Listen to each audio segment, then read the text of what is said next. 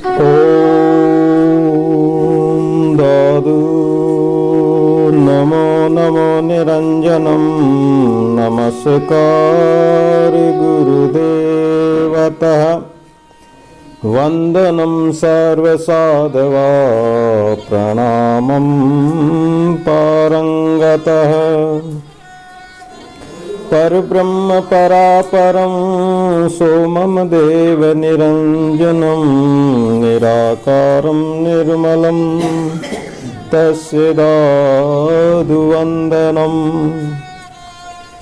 शान्ताकारं भुजगशयनं पद्मनाभं सुरेशं विश्वाधारं गगनसदृशं मेघवर्णं शुभांगं लक्ष्मीकान्तं कमलनयनं योगिवीरध्यानगम्यं वन्दे विष्णुं भवभयहरं सर्वलोकैकनाथम् आपदामपहर्तारं दातारं सर्वसम्पदां लोकाभिरामं श्रीरामं भूयो भूयो नमाम्यहम् रामाय रामभद्राय रामचन्द्राय मानसे रघुनाथाय नाथाय सीताय पतये नमः। नीलाम्बुज श्यामल कोमलांगं सीता समारोपित वामभागं पाणो महासायक चारुचापं रामं नमामि रामं रघुवंशनाथं। नमस्कार सुंदर करत निश दिन बारंबार सदा रहो मम शीस पर सतगुरु चरण तुम्हार। प्रथम वंद पर ब्रह्म परमानंद स्वरूपम द्वितीय वंद गुरुदेव दियो जिन ज्ञान अनुपम। तृतीय वंद सब संत जोरि कर तिनके आगे मन वच काय प्रणाम करत भय ब्रह्म सब भागे। हे भांति मंगलाचरण कर सुंदर ग्रंथ बखानिए तै विघ्न को उपजे निश्चय कर मानिए। ओम श्री परमात्मने नमः। श्रीमद् गुरुपादाम्बुजभ्यो नमो नमः। सर्वसाध हरिजनाय नमो नमः। सर्वाविघ्न कर्तृभ्यो नमो नमः। शुद्ध सच्चिदानंद गणाय नमो नमः। श्रीमद् दादू दयाल वे नमः। अखिल ब्रह्मांड नायक ए कारण करुणा वरुणालय परमपिता परमात्मा के चरण कमलों में अनंत कोटि प्रणाम करते हुए सतगुरुदेव की कृपा से ये जो श्री योग वशिष्ठ नामक ग्रंथ में उपसम प्रकरण के अंतर्गत हम कथा प्रसंग श्रवण कर रहे थे कि संग और असंग, हृदय से परमात्मा का यदि संग किया जाए तो परमात्मा के संग से, संतों के सत्संग से हमारा मन कल्याण को प्राप्त होता है। हमारा चित्त संसार में जो अहंकार करता है, संसार का चिंतन करता है, वो सब चिंतन और संसार की चिंता मिटकर हमारे चित्त में शांति प्राप्त होती है।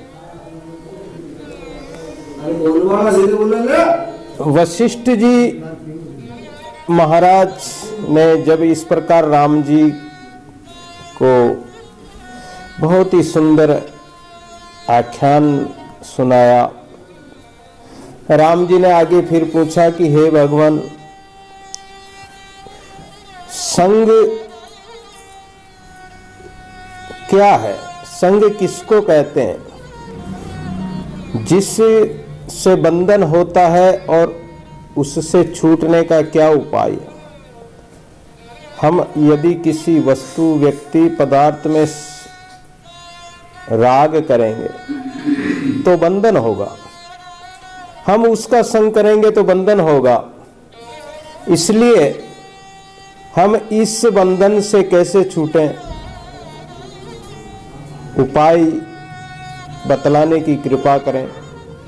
वशिष्ठ जी महाराज ने कहा कि हे राम, देह और देही जो विभाग है उसका त्याग करो। वशिष्ठ जी महाराज कहते हैं कि हमारे शरीर में दो दिल है, देही माई दोई दिल, इक खाकी इक नूर, खाकी दिल सूझे नहीं नूरी मंज हजूर। जैसे हमारे देह में दो दिल होते हैं, एक आत्मा तो कहती कि ये काम कर लो और एक आत्मा कहती कि ये मत करो, ये पाप का काम है। इसी प्रकार हमारे इस देह, इस शरीर में, ये शरीर देह कहलाता है और इसमें देही आत्मा रहती है। तो इस देह में आत्मा भी है और ये देह शरीर भी है। देह के साथ मिलकर जो करता है और जो ये कहता है कि ये मेरा है, मैं इतना ही हूं, ऐसे विश्वास को ही संग और बंधन कहते हैं। इस शरीर में कौन रहता है? आत्मा तो कभी नहीं कहती है कि ये मेरा है या वो मेरा है। आत्मा का तो स्वरूप शांत और निर्विकार है। तो इस देह में आत्मा का ही दूसरा रूप मन रहता है और मन क्या कहता है कि ये मेरा है। मैं करत सबे जग जावे, अजू अंदन चेते रे, ये दुनिया सब देख दीवानी, भूल गए हैं कहते रे। इस मन ने मैं मेरे में फंस कर अनेक जीवों को भुला दिया, माया के चक्कर में पटक दिया। कहता है कि ये मेरा है, ये और मैं इतना अपना बना लूंगा, ये अहंकार है। इस प्रकार का जो विश्वास है यही संग कहलाता है, क्योंकि उसमें हमारी आसक्ति है, उसमें हमारा राग है। इसके कारण हम उसमें बंध जाते हैं। जबकि आत्म तत्व तो अनंत है, आत्मा अनंत रूप है। आत्मा में किसी प्रकार का बंधन नहीं है, उसमें ना तो अभिमान है ना अहंकार है। लेकिन ये जीव, ये मन अहंकार करके अपने शरीर को, संसार को, सुखों की इच्छा करके और अपने आप को बंधन में बांध लेता है।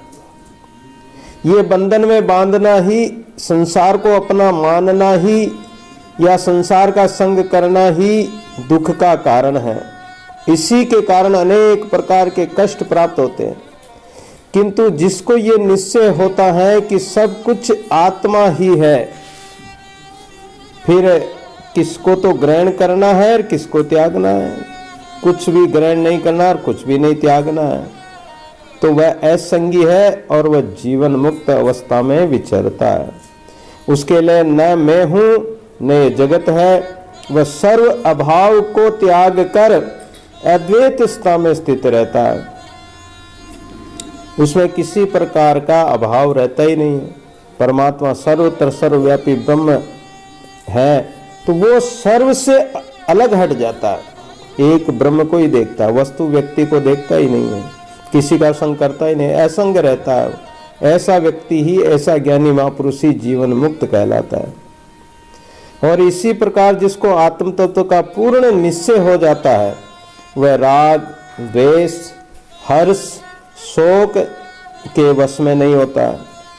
वह असंसर्ग कहलाता है, यानी वो किसी का संग करता ही नहीं है। उसको कोई भी कर्म बांध नहीं सकते हैं। उसको आगे समस्त संपदाएं करबद्ध विद्यमान रहती है।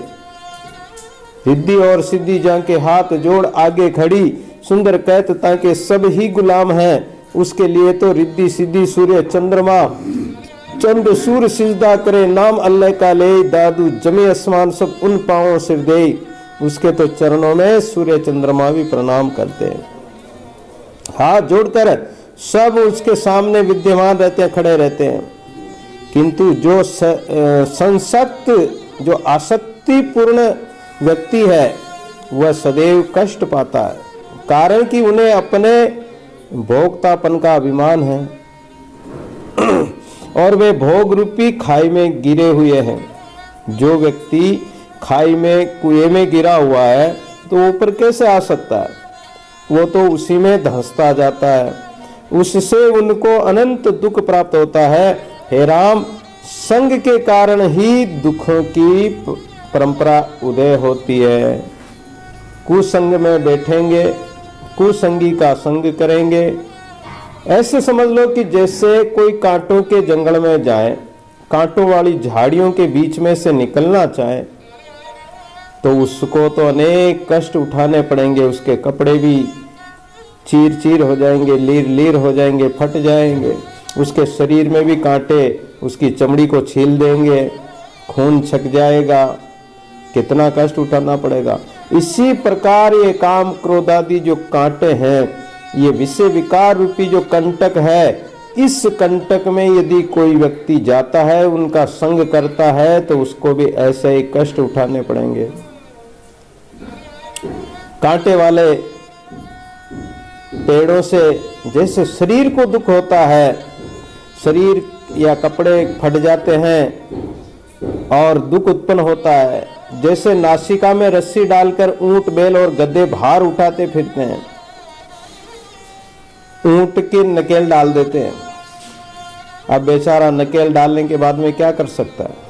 वो कुछ भी नहीं कर सकता है और वो उसके वश में हो जाता है। अब जो उसका धनी है वो जिधर उसको चलाए उधर चलना पड़ता है, बैल हो चाहे गधा हो ऊंट हो, ये उसी चक्कर में और उसकी मार खाते रहते हैं। कारण कि विषयों में फंसकर, ऐसे ही आशा रूपी विषयों में फंसे हुए जीव बंधन में आकर दुख पाते हैं। बस यही संसक्त और यही संग, यही बंधन और यही एक देशी दोष पाप है कि जिसके वश में होने से जड़ चेतन सभी शीत और उष्ण आदि का अनंत कष्ट भोग रहे हैं। प्रत्येक प्राणी मात्र आशाओं में बंद कर, एक इच्छा पूरी हो गई तो 10 इच्छाएं प्रकट हो जाएगी। अब 10 इच्छाओं के लिए भागता फिरेगा, फिर 10 इच्छाओं को पूरी कर भी दो तो एक एक के साथ 100 इच्छाएं प्रकट हो जाएगी। फिर क्या करोगे? कितनी इच्छाओं को पूरी करोगे?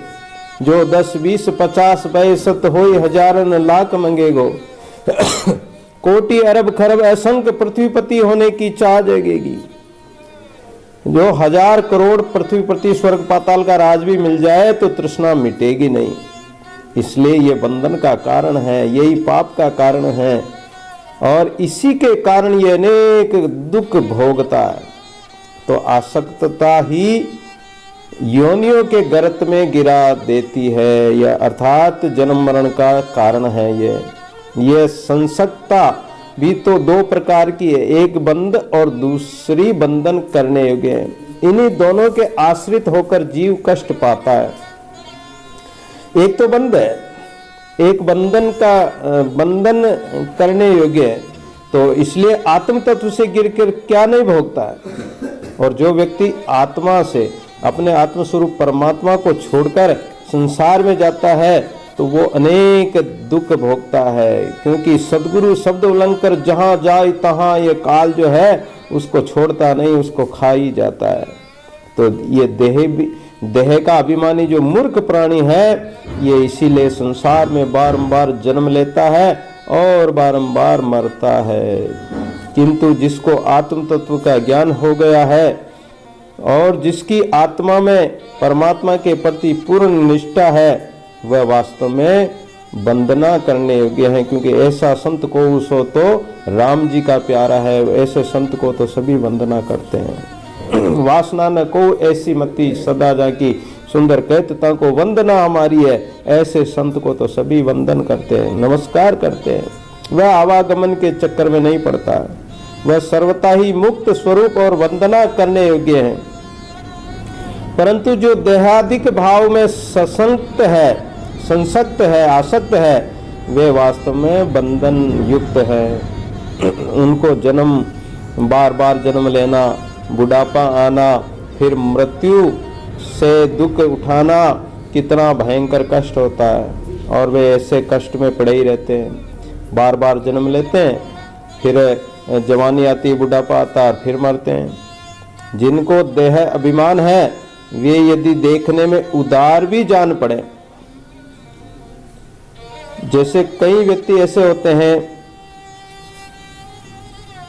कि खूब दान पुण्य भी करते हैं, लेकिन अभिमान है, तो उस अभिमान के कारण या शैतान भावना है तो उसके कारण जो जिनका भोगों में जो आसक्ति है, तो वो चाहे कितना ही दान दें, कितना ही पुण्य करे, वो भोगों के वश होकर और सैकाम भावना के कारण, कर्तृत्व अभिमान के कारण वो वास्तव में ही फिर गर्त में ही गिरते हैं। वो ऐश्वर्यादि प्राप्त करते हैं, भोग प्राप्त करते हैं, और भोग प्राप्त करने के बाद में क्या होता है, भोग के पीछे रोग लगा हुआ है और भोगों के प्राप्त होने पर वो आंखों से देखते हुए भी अंधे हो जाते हैं और पाप कर्म कर बैठते हैं, जिसके कारण दुख पाते हैं। तब उसकी ओर वैसे ही दौड़ते हैं, भोग और जैसे चील मांस के टुकड़ों की ओर झपटती है। जैसे एक चील के पास मांस का टुकड़ा हो तो अन्य चीलें उसके पीछे पीछे दौड़ती है और झपटती है। ऐसे ही कष्ट उसको दुख देते ही रहते हैं, कष्ट मिलते ही रहते हैं। संग की बड़ी विलक्षण लीला है। तो जो कुसंग करते हैं, विषयों का संग करते हैं, तो उनको तो स्वर्ग पाताल, आकाश पाताल में कहीं भी चले जाओ, उनको कहीं सुख नहीं मिलेगा। ये संग इतना प्रबल है कि नीति नियम में बंधे हुए जीव समस्त सृष्टि एवं समस्त लोकों में व्याप्त एवं समस्त प्राणी मात्र ब्रह्मांड में घूम रहे हैं, क्योंकि उनकी 84 मिटेगी नहीं। तो जिसने जैसा संग किया उससे वैसा ही स्थान मिलता है। संग एवं कर्म वश ही जीव अर्ध और अर्ध गति को, ऊर्ध और अर्ध गति को प्राप्त होते हैं। अच्छा संग मिले तो वो ऊर्ध्व गति को प्राप्त होते हैं, यानी उच्च लोगों को प्राप्त होते हैं। और यदि कुसंग प्राप्त हो तो कुसंग से उनकी अधोगति होती है। इससे जो कुछ जगत, जो भी जो जगत दिखाई देता है, सब आत्म रूप है। मन रूपी चितेरे ने संग रूपी रंग से शून्य आकाश में जो देहादिक जगत लिखा है, वह सब असत्य रूप है। जैसे समुद्र की लहरें उठती और मिट जाती, वैसे जीव ब्रह्मांडों में उत्पन्न होते हैं और विनष्ट हो जाते हैं, नाश हो जाता है उनका। तो यह आसक्ति के कारण ही बार बार यह शरीर प्राप्त होता है और अनेक दुख पाता है। अच्छा, इसका ये भी पता नहीं कितने शरीर, कितने जन्म होंगे। 84 लाख जून है और उसमें कितनी बार जन्मना पड़ेगा कोई पता नहीं, कितनी बार मरना पड़ेगा कोई पता नहीं। मेरू के शिखर से लेकर उसके चरणों तक गंगा का प्रवाह चले तो भी उसके कणों को भले ही गिन लिया जाए। जैसे समुद्र या गंगा आदि जो नदियां बहती है, उसमें जो जल बहता है और उन नदियों में जो कण, रेत के कण होते हैं, उन कणों को भले ही चाहे कोई गिन ले, लेकिन जो व्यक्ति संसार में आसक्ति वश फंसा हुआ है, आसक्त है, अभिमान करता है, तो उसके पाप कर्मों को कोई नहीं गिन सकता। यानी वो रात दिन तिल तिल का अपराधी तेरा, रति रति का चोर, वो परमात्मा का चोर है, वो परमात्मा का अपराधी है, वो कष्ट भोगता ही है, उनके दुखों का कभी अंत नहीं आ सकता है। और अंत में वो रौरव काल सूत्र आदि नरकों में जड़ता है। भागवत में 28 नरकों का वर्णन किया गया है। इस प्रकार जितने भी दुख के स्थान हैं, सब उस एक आसक्तिवश उस जीव को ही प्राप्त होते हैं। किंतु जो असंग संगति जीव है, अर्थात जो कुसंग नहीं करता है, जो संतों का सत्संग करता है, तो वो विभूति समान है, यानी वो ज्ञानी है। जैसे वर्षा काल में नदियां और मानसरोवर में सब हंस आन स्थित होते हैं, वैसे ही असंशक्त चित्त पुरुष को सारी संपदाएं आकर प्राप्त हो जाती है।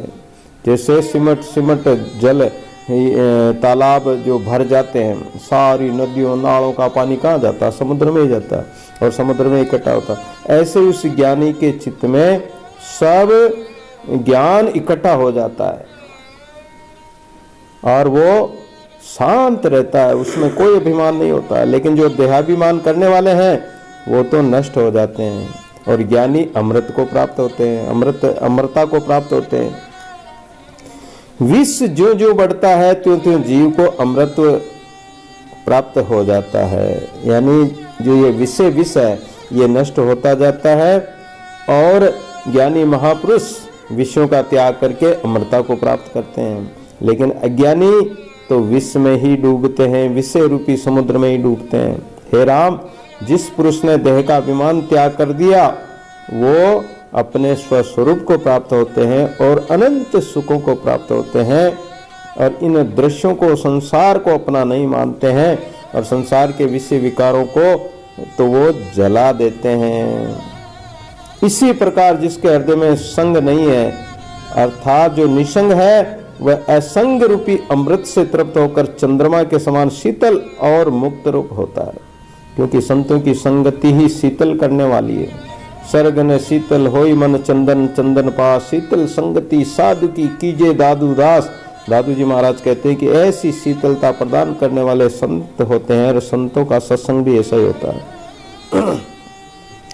फिर उसको अविद्या रूपी विसूची का रोग नहीं लग सकता है और वह सर्व प्रकारेण शांत रूप हो जाता है। उसकी ऐसी स्थिति हो जाती है कि वो एकदम शांत हो जाता है, उसके किसी प्रकार का कोई कष्ट नहीं रहता है, क्योंकि वो राम नाम में लगा हुआ, और जो राम नाम में लगा हुआ है उसको कोई कष्ट आ ही नहीं सकता है। आगे वशिष्ठ जी महाराज कहते हैं कि हे राम, ये जो उपदेश मैंने तुमको दिया है, यदि इसको विचार करोगे और इसका निरंतर अभ्यास करोगे तो निश्चय ही तुम सब काल यानी सर्वकाल में रात दिन जो हमारे बीतते हैं उन सब जगह में तुम सुखी हो जाओगे, कभी दुख नहीं रहेगा। समस्त कर्मों का करने वाला ये चित्त है, तुम इसको देहादिक में मन संसक्त करना और इसमें संसक्त मत हो, इन्हें इसमें शरीर में आसक्ति मत करो, केवल अपने चित्त को आत्मचिंतन में ही लगाए रखो। हे राम, जगत की सारी वस्तुएं झूठी है, मिथ्या है, असत्य हैं, उनको सत्य जानकर उनमें चित्त को कभी मत लगाओ। जब ऐसा निरंतर अभ्यास करोगे तब निश्चय ही आत्म तत्व में स्थित हो जाओगे। आकाश पाताल अर्ध उरद दिशा बाहर भीतर प्राण हृदय मुर्दा तालु भ्रकुटी नासिका नाक जागृत स्वप्न सुसुप्ति अवस्थाएं तम अंधकार प्रकाश श्याम रक्त पीत श्वेत स्थिर चल आदि अंत मध्य दूर निकट चित्त और शब्द स्पर्श रूप रस और गंध तथा कलना अकलना में कहीं भी चित्त को ना लगाओ।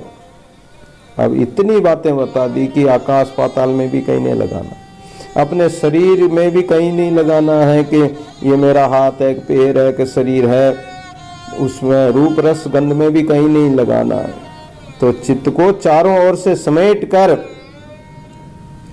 चेतन तत्व परमात्मा में ही लगाना है, उस चेतन तत्व का ही आश्रय ग्रहण करना है, अर्थात उसी का चिंतन करना है। हे राम, इस प्रकार जब सबसे निराश होकर आत्म तत्व में स्थित हो जाओगे तब बीते हुए जो चाहे दुख थे, चाहे सुख थे, कष्ट आए, जो भी कुछ थे, वो सब दुख कष्ट नष्ट हो जाएंगे।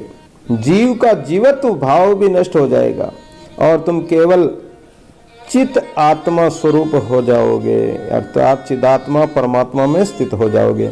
तब सब कुछ करते हुए भी तुम अकर्ता ही बने रहोगे। संत महापुरुष सब कुछ करते हैं लेकिन फिर भी वो कर्तापन के अभिमान से रहित रहते हैं, क्योंकि वो कुछ करते ही नहीं, करते हुए भी कुछ नहीं करते हैं, अभिमान नहीं होता। और तब तुम्हें स्वभावत ही सारे तत्व अद्वैत रूप जान पड़ेंगे।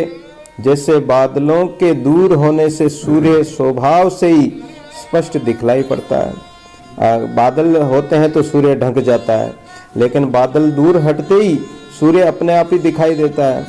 ऐसे ही विकल्पों के नाश होते ही हमारे मन में जो संकल्प उठते रहते हैं, हमारे चित्त में अनेक चिंताएं उठती है, मन में अनेक मनोरथ कल्पनाएं उठती है। ये अगर ये कल्पनाएं, ये विकल्प संकल्प विकल्प हट जाए तो एक चेतन तत्व परमात्मा ही रह जाता है और प्रकाश रूपी चिंतामणि स्वभावतः ही भास आती है। जैसे कोई मणि पड़ी हो और मणि के ऊपर कोई कचरे पत्ते आदि पड़ जाए, लेकिन उसका प्रकाश थोड़ी मिटता है, प्रकाश तो ज्यों का त्यों रहता है। ऐसे ही हमारा जो राम नाम रूपी मणि है या हमारा चित्त रूपी मणि है या आत्मा रूपी जो मणि है, ये स्वभाव अपने स्वभाव में प्रकट हो जाती है। फिर हमारे अंदर जो कर्म के बीज जो है, वासना थी, वो सब नष्ट हो जाती है। कर्म के बीज रहेंगे नहीं, वासना रहेगी नहीं। और जैसे कमल का जल स्पर्श नहीं करता है, वैसे ही हमारी जो आत्मा है, हमारा मन है, हमारी इंद्रियां हैं, ये विषयों का स्पर्श नहीं करेगी और हम कुछ भी कर्म करते हुए भी कर्म नहीं करेंगे, कर्मों से रहित हो जाएंगे और चित्त आत्मगति को प्राप्त हो जाता है। तो आत्मगति को प्राप्त होने के लिए ही हमें भगवान का भजन करना है, आत्मस्वरूप को ही प्राप्त होना है। हे राम, निसंग पुरुष चाहे ध्यान करे अथवा व्यवहार करे, जो जीवन मुक्त हो चुका है, वह व्यक्ति चाहे कहीं भी रहे, वो किसी भी विषय वासना में लिपायमान नहीं होता है, क्योंकि उसके विचार, उसकी वृत्ति, उसका जो भाव होता है वो परमात्मामय होता है, भक्तिमय होता है, ज्ञानमय होता है। ज्ञान दृष्टि से वो किसी में भी लिपायमान नहीं होता है, किसी कुसंग में नहीं पड़ता है और सदैव वह परमात्मा का ध्यान, अपने स्वरूप का ध्यान करते हुए दुखों से रहित हो जाता है। बाहर से वह, अच्छा, कई लोग ऐसा देखते हैं कि भक्ति करते हैं, साधना करते हैं, तो कहते हैं कि महाराज हमें तो बहुत दुख प्राप्त होता है, हम बहुत दुखी हैं। लेकिन जो ज्ञानी महापुरुष हो चुके हैं, जो जीवन मुक्त हो गए हैं, उनके जीवन में कष्ट चाहे भले ही कितने ही आ जाए, कितना ही दुख आ जाए, पहाड़ जितना भी कष्ट आ जाए, तो वो विचलित नहीं होते हैं। उनके हृदय में संकल्प विकल्प होगा ही नहीं। उनकी चाहे लक्ष्मी चली जाए, धन चला जाए, सब कुछ नष्ट हो जाए, तो दुखी नहीं होते। राजा हरिश्चंद्र का तो सब कुछ नष्ट हो गया था, विश्वामित्र ने सब कुछ मांग लिया, दान में दे दिया और जंगल में निकल गए, पैदल निकल गए, कुछ भी नहीं था। हरिजन के जाकर नौकरी करनी पड़ी, फिर भी वो दुखी नहीं हुए कि परमात्मा के जो दृढ़ निश्चय में हो जाते हैं, सत्य को जिसने दृढ़ता से धारण कर लिया, तो उनको कोई कष्ट नहीं हुआ। चाहे कष्ट कितने आए, लेकिन वो आत्मा से दुखी नहीं हुए, मन से दुखी नहीं हुए। ऊपर से चाहे कितने दुख आते रहो, दुख भी आएंगे, लेकिन वो चले जाते हैं। जैसे दिन आता है, रात्रि आ जाती है, रात्रि चली जाती, दिन आ जाता है, इसी प्रकार दुख तो आएंगे, लेकिन वो दुख नष्ट हो जाते हैं, उनको स्पर्श नहीं कर पाते हैं। वह स्वयं निर्मल रहकर दूसरों को भी निर्मल कर देता है। जिनकी वाणी निर्मल होती है, जिनका व्यवहार निर्मल होता है, तो वो दूसरों को भी निर्मल पवित्र बना देते हैं। इस प्रकार जो आत्म तत्व में लीन रहते हैं, वह देखने में तो भले ही जैसे कर्मों में लिपायमान लगते हैं या दुखी लगते हैं, लेकिन उनके अंतर में कोई दुख नहीं होता है। जैसे सूर्य की छाया देखने में भले ही दुखी जान पड़ती है, किंतु सूर्य को कदाचित भी क्षोभ नहीं होता है। सूर्य में छाया होती नहीं है। इसी प्रकार ज्ञानी में कभी दुख होता ही नहीं है। ज्ञानी पुरुष बाहर से भले ही मोर पंख के समान चंचल जान पड़ते हैं, किंतु भीतर से वो अचल है, शांत है, अविचल है। कारण कि वह आत्म पद में स्थित रहते हैं, उसको सुख दुख अपने वश में नहीं कर सकते हैं। जैसे स्फटिक मणि पर कोई दूसरा रंग नहीं चढ़ता है। स्फटिक मणि होती है, उस पर पॉलिश नहीं होती है, उस पर कोई रंग चढ़ाना चाहे तो चढ़ेगा ही नहीं, चिपकेगा ही नहीं उसमें। ऐसे ही ज्ञानी के सामने सुख भी आएंगे, दुख भी आएंगे, राग द्वेष भी आएंगे, लेकिन वो उनमें लिपायमान होता ही नहीं, वो उसको मतलब स्पर्श कर ही नहीं सकते। साधु सदा स्वयं रे मेला कदेन होई दादू पंख पर से नहीं, उनको कर्म कोई लग ही नहीं सकता, कर्म न लागे कोई कर्म भी नहीं लग सकता उनको। इसी से वे सदैव सम अवस्था में रहते हैं और जो कुछ कर्म करते हैं वो परोपकार के लिए करते हैं, निष्काम भाव से करते हैं, इसलिए वो कर्म के फल में भी भागी नहीं होते हैं, क्योंकि वह निरंकार हो जाते हैं, उनमें कोई अहंकार अभिमान होता ही नहीं है। हे राम, ऐसे आत्मध्यानी पुरुष सर्वथा मुक्त और आसक्ति रहित होते हैं। उनके लिए जागृत अवस्था हो चाहे सुसुप्ति हो, वो सब अवस्थाओं में अहंकार रहित रहते हैं, निरंकार रहते हैं। जैसे मंत्र की पुतली अहंकार से रहित चेष्टा करती है और उसमें कोई संवेदन नहीं है, जैसे कोई सूत्रधार होता और कठपुतली को नचाता है, उस कठपुतली से वो चाहे हाथ जुड़वाए, चाहे वो कुछ भी खेल करे, उस कठपुतली को कैसे भी नचाए, तो वो कठपुतली अपने आप में कोई अहंकार नहीं करती है। चाहे उसको सिंहासन पर बिठा दे तो अहंकार नहीं करेगी, चाहे उसको नीचे जमीन पर बिठा दे तो वो अहंकार नहीं करेगी। ऐसे ज्ञानी महापुरुषों के जीवन में चाहे सुख आए चाहे दुख आए, चाहे उसको ऊंचे पद पर बिठा दे चाहे उसको नीचे गिरा दे, तो भी उनको कोई अहंकार नहीं होता है, वो अहंकार में पड़ते ही नहीं है, तो उनको सुख दुख होता ही नहीं है, वो निर्दुख और निर्लेप रहते हैं। ये इष्ट अनिष्ट और भावाभाव रूप जगत तो चित्त में ही होता है। जिसका चित्त पर संसार में है ही नहीं, उसके लिए अनुकूल और प्रतिकूल, अच्छा बुरा या पाप पुण्य, हर्ष शोक राग द्वेष, भाव अभाव, ये उनमें होगा ही नहीं, क्योंकि उनका चित्त है ही नहीं उनके पास।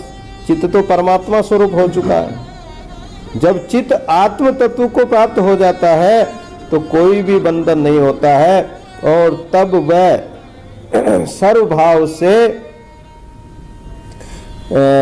आत्म तत्व रूपी हो जाता है। जैसे नट अनेक प्रकार के रूप धारण करता, बेरूपी आता है, अनेक रूप धारण कर लेता है, स्वांग बना लेता है, किंतु किसी भी स्वांग में वो अभिमान नहीं करता। जैसे शिव जी का रूप बना लिया तो वो अपने आप को ये थोड़ी समझता है कि मैं वास्तव में शिव जी हूँ, या नारद का रूप बना ले तो नारद ही थोड़ी बन जाता है, या हनुमान जी का रूप बना ले तो वो अभिमान नहीं करता है कि मैं तो हनुमान हूँ, मैं तो पहाड़ को ही उठा सकता हूँ। क्या उठा सकता हूँ? वो अभिमान करता ही नहीं। वो तो सोचता है कि मैं तो बेरुपया हूँ, मैं तो केवल स्वांग बना रखा हूँ, मुझे तो अपना पेट पूर्ति करनी है, तो वो अभिमान नहीं करता है। वैसे ही जो सुसुप्ति बोध पुरुष है, यानी जागृत स्वप्न दो अवस्था में व्यक्ति पाप करता है, संसार को देखता है, लेकिन सुसुप्ति में एकदम शांत हो जाता है। ऐसे ही जो सुसुप्ति बोध वाला जो ज्ञानी पुरुष होता है, वो जगत की सारी क्रियाओं को देखते हुए भी वो किसी के बंधन में नहीं आता है, वो जीवन मुक्त होकर अचल भाव में स्थित रहता है। हे राम, तुम भी उसी प्रकार सुसुप्ति बोध का आश्रय ग्रहण करो और जगत के सारे जो भी उपयुक्त कार्य है वो करते हुए, या जो क्रिया है जो कर्म है वो सब करते हुए भी कर्तापन के अहंकार का आश्रय मत लो, अहंकार मत करो, तो तुम्हें भी कोई दुख या कष्ट नहीं होगा। और यदि कुछ चीज ग्रहण करोगे, कुछ का त्याग करोगे, तो फिर कष्ट दुख प्राप्त होता ही है। तो ऐसे ही सुसुप्ति बोध अवस्था है, उसमें स्थित रहकर जो कुछ करता है वह उन सब कर्मों को करते हुए भी कुछ नहीं करता, कर्म करते हुए भी उसके बंधन में नहीं पड़ता है। संत महापुरुषों को देखते हैं कि वो सब कुछ करते हुए प्रतीत होते हैं कि आश्रम चला रहे हैं, खा रहे हैं, पी रहे हैं और सब घर की तरह ही आश्रम को चलाते हैं, लेकिन सब कुछ करते हुए भी उनमें अहंकार नहीं होता है। वो कहते हैं कि सब परमात्मा का है, सब परमात्मा करते हैं, करने कराने वाले परमात्मा हैं। तो वो कर्तापन का अभिमान नहीं करते हैं, उसमें वासना नहीं होती है। ऐसा निश्चय धारण करके हे राम फिर तुम भी ऐसे ही बन जाओ। जब कर्तापन का अभिमान ही नहीं रहेगा तब फलों का स्पर्श कैसे होगा। जब कर्तापन का अहंकार नहीं है, आपने अभिमान किया ही नहीं, सहका भावना रखी नहीं, तो जो भी कर्म किया तो निष्काम कर्म हो गया और परोपकार कर्म हो गया, परहित का कर्म हो गया, तो उसका फल भी तुम्हें प्राप्त नहीं होगा, क्योंकि तुमने परहित का काम किया, परोपकार का काम किया। जब चित्त अचित हो जाता है, अर्थात हमारा जो चित्त है ये जो चिंतन करता, चिंता करता है, ये चिंता से मुक्त हो जाता है, विषय वासना से मुक्त हो जाता है, तो उसके लिए जागृत अवस्था भी सुसुप्ति हो जाती है। और ये चाहे जो कुछ करे उसे किसी कर्म का स्पर्श नहीं होता है। जब ऐसी सुसुप्ता अवस्था प्राप्त हो जाती है तब हृदय शीतल और राग द्वेष से रहित हो जाता है, और तब वह पुरुष आत्मानंद से पूर्ण होकर शीतल और शांत हो जाता है। जैसे पूर्णमासी का चंद्रमा कितना शीतल और शोभायमान होता है, ऐसी अवस्था वालों को संसार का कोई भी दुख चलायमान नहीं कर सकता है। जैसे पर्वत कभी दुखी नहीं होता है, पर्वत पर चाहे कितनी बरसात पड़े, चाहे कितनी आंधी तूफान आए और चाहे ओले गिरे, पर्वत को कोई भी फर्क नहीं पड़ता है। वैसे ही ज्ञानी महापुरुष कभी दुखी नहीं होते हैं, पर यह दशा साधारण नहीं है। ऐसा नहीं कि हर किसी को प्राप्त हो जाए, बहुत अभ्यास और योग के द्वारा ही ये अवस्था प्राप्त होती है। परंतु अभ्यास योग से ये अवस्था प्राप्त हो जाती है, और जब प्राप्त हो जाती है तब इस दशा को योगी जन तुरीय अवस्था कहते हैं। जागृत, स्वप्न, सुषुप्ति और जो चौथी अवस्था होती है वो तुरीय अवस्था होती है। तो तुरीय अवस्था प्राप्त हो जाती है। तू रया, तुरीय मतलब तू रहा, यानी सब कुछ छोड़ते छोड़ते त्यागते त्यागते एक कौन रह जाए, एक परमात्मा ही रह जाए कि हे प्रभु अब तो तू ही है, तू ही है। तो तुरीय पद में पहुंचने पर सारे दुखों का नाश हो जाता है और जीव परमानंद रूप होकर आसक्ति रहित हो जाता है। इस प्रकार जब हम देखते हैं कि जो व्यक्ति तुरीय अवस्था में पहुंच जाता है, और जो तुरीय अवस्था में पहुंच जाता है उसको कोई भी कष्ट नहीं होता है, उसे किसी प्रकार का दुख कष्ट आता ही नहीं है और वो दुखों से मुक्त हो जाता है। मन के संकल्प अर्थात मन के मनन भाव का भी नाश हो जाता है। तब ज्ञानी को परम सुख की प्राप्ति होती है और वह सर्व प्रकार से परमानंद को प्राप्त होता है। तब वह इस संसार रचना को एक लीला के समान देखता है। जैसे दूरदर्शन पर देखते हैं, टीवी पर देखते हैं, टीवी में जो भी चित्र चल रहे हैं वो अपने आप चल रहे हैं, उसको बस देखते रहो। उस चित्रों के अनुसार अगर आप सुखी दुखी होंगे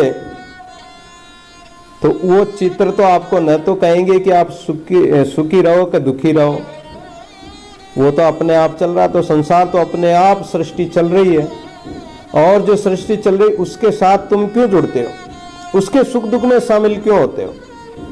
और ज्ञानी पुरुष उसमें शामिल होता ही नहीं, उसमें राग आसक्ति करता ही नहीं है, तो वो सुखी दुखी नहीं होता है, वो निर्भय हो जाता है, उसको कोई शोक या भय रहता ही नहीं है। साधु सेवक राम का निर्भय न डराई। फिर उसको संसार का कोई भ्रम भी नहीं रहता है। चित्र में हम देखते हैं जैसे दूरदर्शन पर जो चित्र चलते हैं वो क्या है, एक चित्र मात्र है, वो सत्य नहीं है। जब बनाया होगा उस समय भले ही सत्य हो, सत्य जीवों ने तो बनाया, जो जिंदा जीव थे उन्होंने बनाया, लेकिन अब जो उसमें जो चल रहा है वो सत्य नहीं है, वो केवल भ्रम है।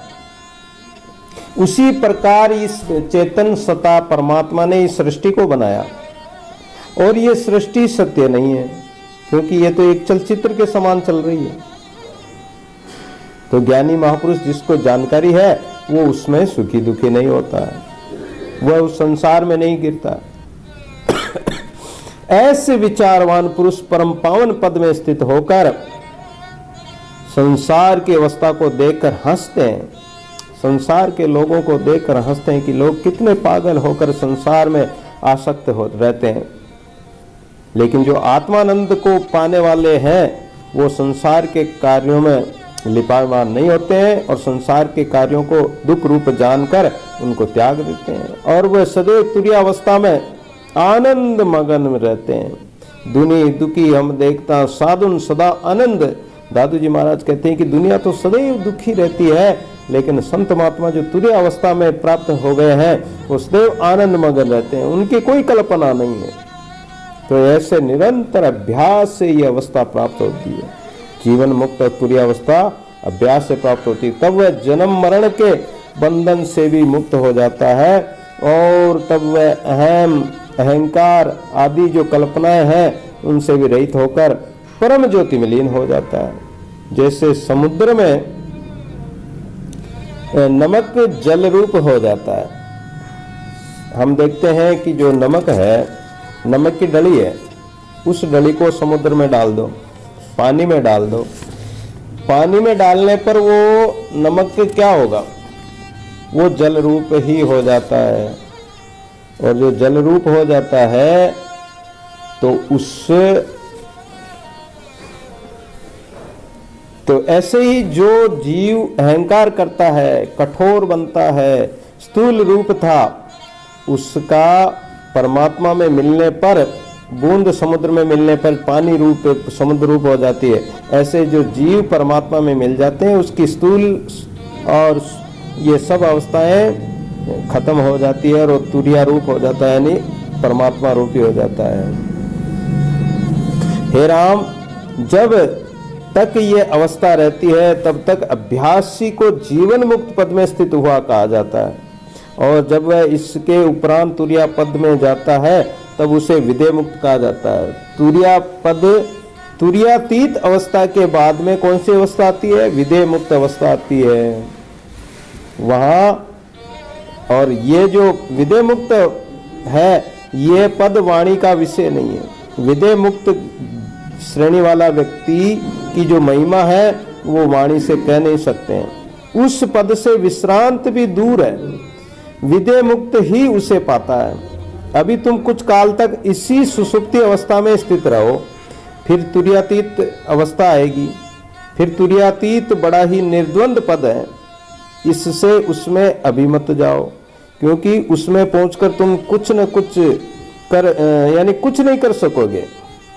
तुरीयातीत अवस्था में तो एक परमात्मा ही रह जाता है, और जब परमात्मा ही रह जाता है तो तुम्हारा अस्तित्व खत्म। जब मेरा पता था तब तेरा पता नहीं, और जब तेरा पता लगा तो मेरा पता नहीं। यानी जब तक अपना अहंकार, अपना शरीर संसार है तब तक परमात्मा का पता नहीं लगेगा। और जब परमात्मा का पता प्राप्त हो गया, यानी परमात्मा को पा लिया, तो परमात्मा रूपी हो जाओगे। तो फिर तुम्हारा अलग से ना तो मन रहेगा, ना चित्त रहेगा, ना तन रहेगा। फिर तुम अलग से कुछ कर नहीं सकते हो कि मैं ये कर लूं कि वो कर लूं, तो अलग तुम रहोगे नहीं। तो जब तक अगर परमात्मा का भक्ति रूप आनंद लेना चाहते हो तो सेवक स्वामी बने रहो, सुषुप्ति अवस्था में रहो। और सुषुप्ति अवस्था में रहोगे तब तक स्वामी परमात्मा की सेवा भी कर सकोगे, परमात्मा का चिंतन भी कर सकोगे, भजन भी कर सकोगे। और जब तुरीय अवस्था में चले जाओगे तो फिर उसी में स्थित हो जाओगे। तो इससे अभी तुम इसी सुषुप्ति अवस्था में रहो, क्योंकि जब इसमें स्थित रहोगे तब तुम जगत के सब कर्मों को कर सकोगे। तुमको उदय अस्त का भाव कदाचित भी नहीं होगा अगर तुरीया में चले गए तो शरीर के, जैसे शरीर के नाश होने पर आत्मा अन्य दूसरे शरीर में जाकर प्रकट हो जाता है और उसका नाश नहीं होता। हे राम, वासना के वश होने से ये जीव एक शरीर को त्याग कर दूसरे शरीर को प्राप्त होता है, तो इसका कोई पता नहीं पड़ता है। तो हे राम, तुम इस शरीर को अपना जानकर इसके राग द्वेष में मत जलो, क्योंकि यह अवश्य ही नष्ट हो जाएगा। इस कारण तुम इस भ्रम को न स्वीकार करो। तुम्हारा इसमें कुछ भी सन्निवेश नहीं है, तुम सर्वदा ही ज्यों के त्यों स्थित हो, अर्थात किसी प्रकार की कल्पना संकल्प अब तुम्हारे अंदर नहीं होगा। तो ज्ञानी जन ऐसा ही कहते हैं, वे देह के नाश हुए, देह के स्थित हुए शोक और हर्ष नहीं करते। शरीर चाहे चला जाए तो दुखी नहीं होते हैं, और प्राप्त होता है तो सुखी नहीं होते हैं, हर्षित नहीं होते हैं। उनको देह से कुछ भी संबंध नहीं होता, शरीर संसार से कोई भी उनका संबंध नहीं है। वे तत्वदर्शी हैं और सर्व की प्राप्ति समझकर निर्दोष और अभिमान रहित होकर विचरण करते हैं। उस दशा में मन की वृत्तियां सब विकारों से रहित होकर आत्म पद में ऐसे ही स्थित हो जाती हैं जैसे शरद काल में कि रात्रि में चंद्रमा से आकाश निर्मल हो जाता है, उनका अंतःकरण पवित्र हो जाता है, निर्मल हो जाता है। उस दशा में वृत्तियां संसार की ओर वैसे ही नहीं गिरती है जैसे योग मंत्र तप और सिद्धियों से संपन्न पुरुष आकाश में उड़ जाता है और पृथ्वी पर नहीं गिरता है। उसी प्रकार है राम, तुम भी अपने प्राकृत आचार में स्थित होकर यथा प्राप्त कर्मों को करते हुए, संसार में रहते हुए सब कर्म करते हुए भी तुम निर्द्वंद होकर विचरण करो। और मैं ज्यादा क्या कहूँ, अब तुम भी स्वरूप के ज्ञाता हो गए हो, अब तुम्हें कोई शोक नहीं है, अब तुम निश्चल ही यानी निश्चयी शरतकाल के निर्मल आकाश के समान निर्मल अंतःकरण वाले हो गए हो। इस जगत का आदि अंत कोई नहीं है, ये केवल चिदानंद स्वरूप मात्र है। इसमें तुम अहंकार या अपना पराया मत समझो, इस भ्रम में पड़ो ही मत। आत्मा का शरीर के साथ कोई संबंध नहीं, वह चिंतनाओं से रहित और केवल अव्यक्त रूप है। उसमें आत्मा आदि नाम भी उपदेश के लिए कल्पित किए गए। जो आत्मा है, जो परम तत्व स्वरूप है अपना, उसमें आत्मा भी केवल जीवों को समझाने के लिए ही शास्त्र में कहे गए हैं। बाकी वह जो आत्म स्वरूप पद है वह न तो नाम है उसका, ना उसका कोई रूप है, ना उसका कोई भेद है, न उसमें कोई भय है, न कोई शब्द है। वो तो अशब्द पद है, वहां वाणी मनवाणी पहुंच नहीं सकती है। तो उससे जगत कोई भिन्न नहीं है, उससे अलग नहीं है, सर्वत्र वो परमात्मा आत्म तत्व समाया हुआ है। जैसे जल में तरंगे उठती है लेकिन तरंग जल से अलग नहीं होती है, ऐसे ही परमात्मा से आत्मा कोई अलग नहीं है। उस परमात्मा का स्वरूप ये जीव है, ये शरीर संसार सब उसी का स्वरूप है। जैसे पट और तंतु में भेद नहीं होता, वस्त्र बनाने वाले होते हैं तो आड़े तंतु लगाते हैं, आड़े धागे लगाते हैं और खड़े धागे लगाते हैं। अब खड़े धागों में और आड़े धागों में कोई अंतर थोड़ी है, सूत वो का वही उसी सूत से बने हुए धागे हैं। तो इसी प्रकार ये जगत और ब्रह्म कोई भी अलग भेद नहीं है। हे राम, इस प्रकार यद्यपि उन आत्मा में द्वैत कुछ नहीं है, उस आत्मा में कुछ भी द्वैत भाव नहीं है। और द्वैत भाव तो केवल अपनी दृष्टि में होता है। तथापि तुम्हारे में उपदेश के लिए कहता हूं कि द्वैत भी कुछ है। देखो, इस शरीर के साथ तुम्हारा कुछ भी संबंध नहीं, जैसे धूप और छाया का कुछ संबंध नहीं होता। जहाँ धूप होगी वहाँ छाया नहीं होगी, जहाँ छाया होगी वहाँ धूप नहीं होगा, जहाँ प्रकाश होगा वहाँ अंधकार नहीं होगा, क्योंकि दोनों एक साथ रह ही नहीं सकते, दोनों का संबंध है ही नहीं। वैसे ही इस देह से आत्मा का कुछ संबंध नहीं है। जहाँ आत्मा है तो वहाँ देह का अभिमान होगा ही नहीं, और जहाँ देह का अभिमान है तो वहाँ अपने स्वरूप का ज्ञान नहीं है, क्योंकि ये शरीर जड़ और मलिन है, आत्मा निर्मल चेतन और सत्य है। फिर इसका शरीर से संबंध कैसे हो सकता है? जैसे शीत सर्दी और उष्ण गर्मी का संबंध नहीं होता है। जहाँ सर्दी है तो वहाँ गर्मी के क्या करेगी, और जहाँ गर्मी है वहाँ फिर शीतलता नहीं है। वैसे ही आत्मा और देह का संबंध नहीं है।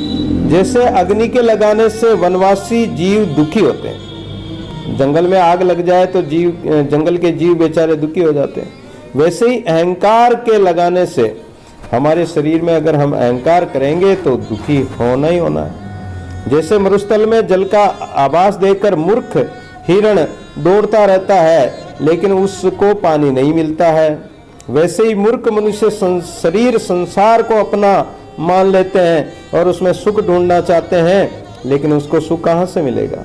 सुख तो आत्मा में मिलेगा, जो आत्मा निर्मल नित्य और स्वयं प्रकाश है। उसमें देह का सर्वथा भाव है, उसमें देह है ही नहीं। फिर आत्मा के साथ उसका शरीर से कैसे संबंध होगा? तो आत्मा में तो देह का सर्वथा भाव है। आत्मा तो केवल एक अद्वैत तत्व अपने आप में स्थित है, उसमें द्वैत का रंच मात्र भी समावेश नहीं है। सबके भीतर बाहर वही एक तत्व रूप में स्थित है। हे राम जी, ये जानना ही कि मैं सदैव सुखी हूँ, मैं कभी दुखी नहीं हूँ, मैं सदैव शांत हूँ। और अपने स्वरूप को पहचानो, तुम केवल आत्म स्वरूप हो। दृश्यों से महान दुख प्राप्त होता है। जो ये दिखाई देता संसार, इसका संग करोगे तो दुख प्राप्त होगा।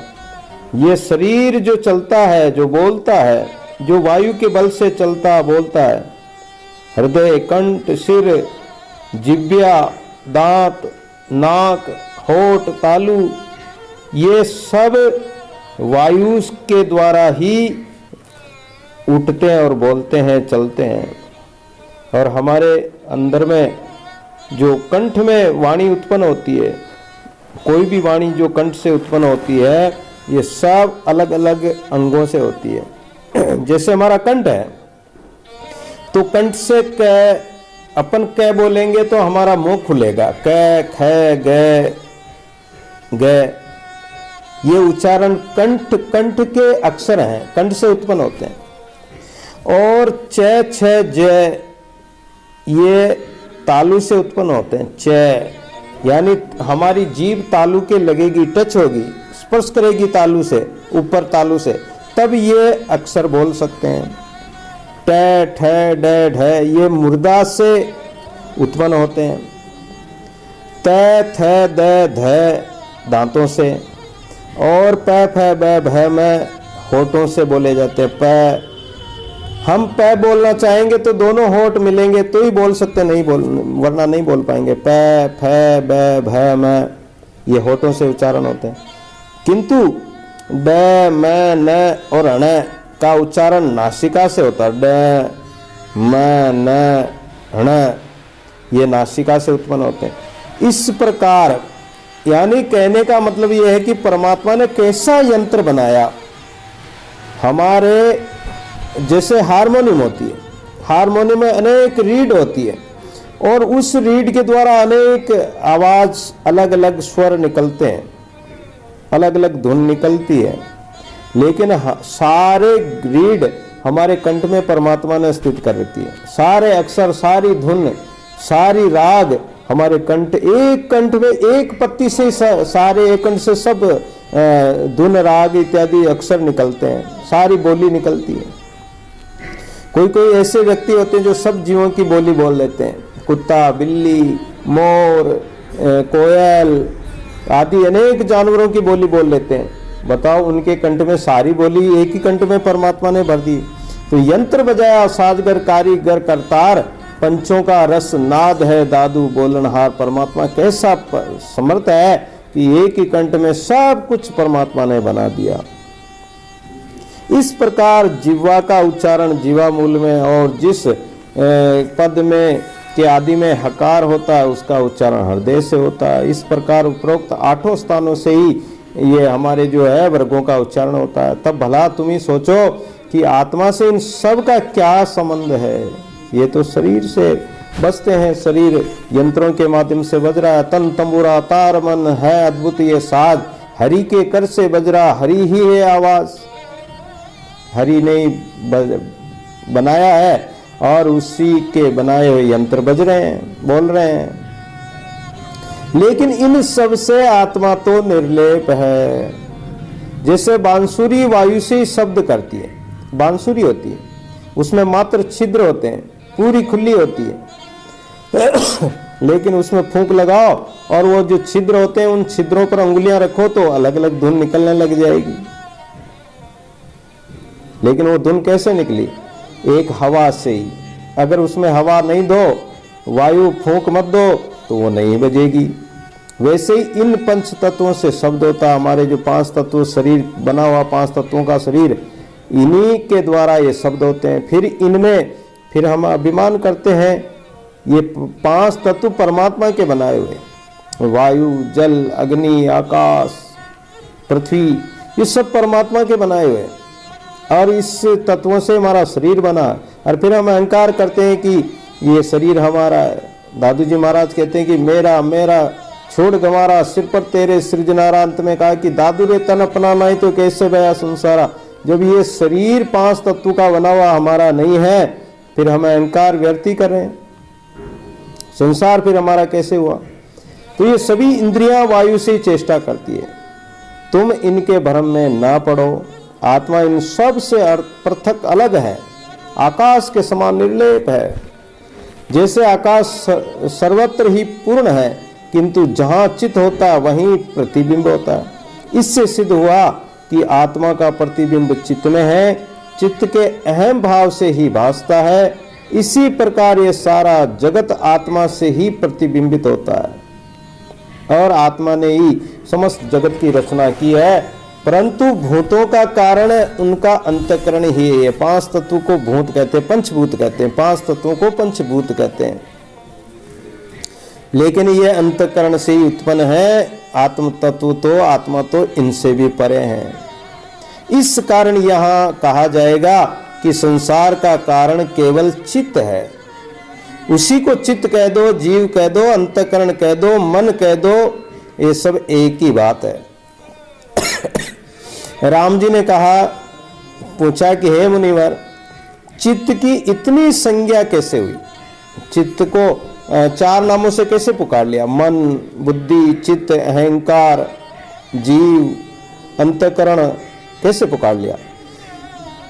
वशिष्ठ कहते हैं कि हे राम, सर्वभाव पदार्थों में एक परमात्म तत्व की ही प्रधानता है। संवेदनवश अनेक रूप भासमान होते हैं। जब जैसे जल एक ही है, परंतु उसी को कहीं तो तरंग कहते हैं। समुद्र में लहरें आती तो क्या कहते हैं कि लहरें आ रही, तरंगे आ रही, तरंगे उठ रही। और पानी तो वो का वही है। कभी बुलबुले बनते तो क्या कहते हैं कि बुदबुदे बनने लग गए, वो भी बुलबुले में भी पानी है। कभी पानी में भंवर पड़ता है तो उसको भंवर की संज्ञा दे देते हैं। तो ऐसे ही एक आत्मा ही चित्त आदि संज्ञा को धारण करता है और उनके अनेक नाम हो जाते हैं। है तो एक ही है, लेकिन अलग अलग प्रसंग के अनुसार अलग अलग उनका नाम कर देते हैं। कभी तो ये जीव, ये अनंत आत्मा जीव कहलाता है।